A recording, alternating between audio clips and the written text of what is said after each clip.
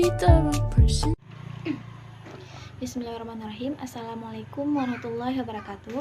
Alhamdulillah, saya Raisa Chandria, mahasiswi dari program Studi Biologi Fakultas Sains dan Teknologi UIN Araneri.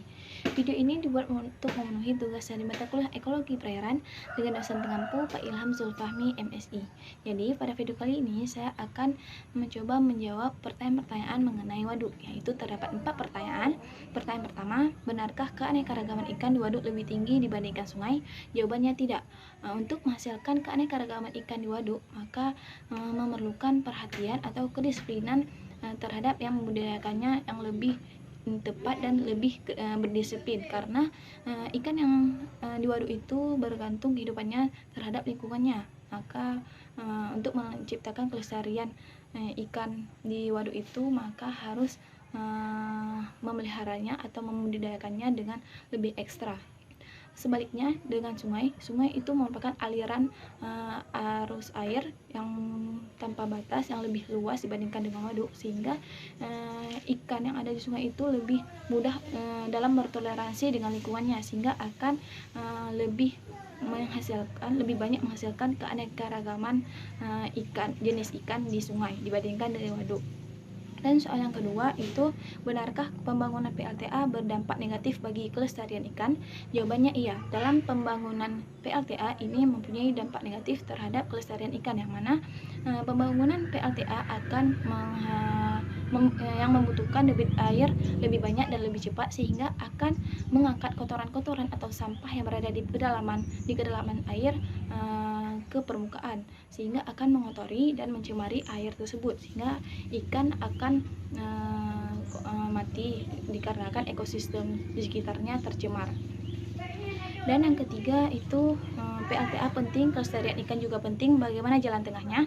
Jadi agar pembangunan PLTA tetap berlangsung dan kelestarian ikan tetap terjaga, maka sebaiknya kita membangun atau menggunakan pembangkit listrik yang berbasis mikrohidro, karena ia hanya membutuhkan debit aliran air yang sedikit, karena ia tidak biasanya dia tidak membendung dan tidak mengubah debit aliran air, serta tidak merusak atau menghancurkan ekosistem yang ada. Dan pertanyaan yang keempat, yaitu pertanyaan yang terakhir, pembangunan keramba jaring apung di waduk lebih banyak mudaratnya, benarkah? Jadi sejauh ini itu pembangunan keramba jaring apung terdapat lebih dominan ke mudaratnya, karena jika ikan di keramba jaring apung ini mati, maka air di sekitarnya itu akan tercemar, maka akan mengganggu kehidupan ikan yang lainnya.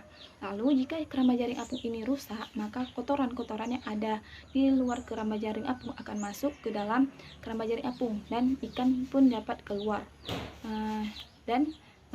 Ikan yang di keramba jaring apung ini menghasilkan atau mendapatkan makanan dari yang membudidayakannya, yang mana makanan tersebut tidak habis semuanya dimakan oleh ikan-ikan yang di keramba jaring apung ini, sehingga sebagiannya lain maka sisa makanan itu akan terbuang ke perairan air, yang mana di sisa makanan tersebut terkandung nitrogen dan fosfor yang merupakan makanan dari fitoplankton.